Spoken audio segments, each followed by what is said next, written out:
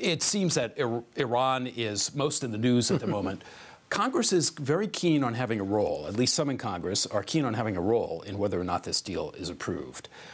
There might be a push for legislation later this month to make that mandatory. Is that something you would support? Would a bigger congressional role be something that you think would be good for this process? John, the answer is yes. But I need to point out, I'm a creature of the executive branch. I mean, I've grown accustomed to giving the executive branch as much running room as possible when dealing with things foreign. In fact, the Constitution does that as well. But I've been a creature of the executive branch who's had to live through circumstances in which the two political branches, the president and the Congress, were not in agreement.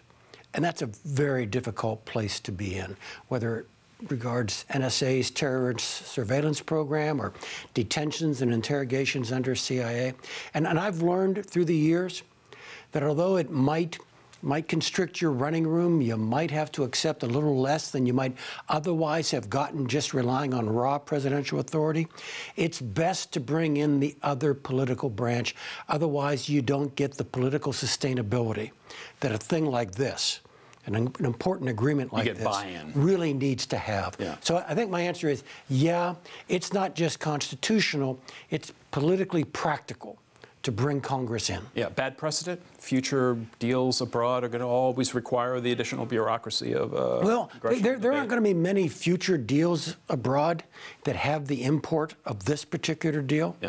Not going to be many deals abroad that have actually been created by circumstances that the Congress brought about through the sanctions regime. And so this has already been team ball more so than most foreign initiatives. A little worry that it's a Congress perhaps predisposed to not supporting the deal. Does that concern you, that we might end up that this is kind of a sort of a pro forma process toward a plan B, whatever that is? Or just the reflexive no. You know, it can't be that. And frankly, this sounds too self-referential, but people like me, people who have been in the permanent government, who are actually struggling with this agreement, need to be very candid in their views, but also not judgmental. I mean, one of the things I've taken to say about this particular arrangement is, you know, we let this deal with Iran. Right.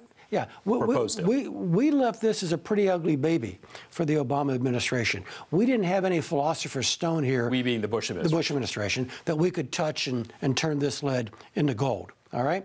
And so I'm quite willing to let this process run.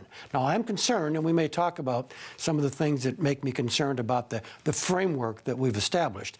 But so we need to get this to a good place. It is not yet in a good place.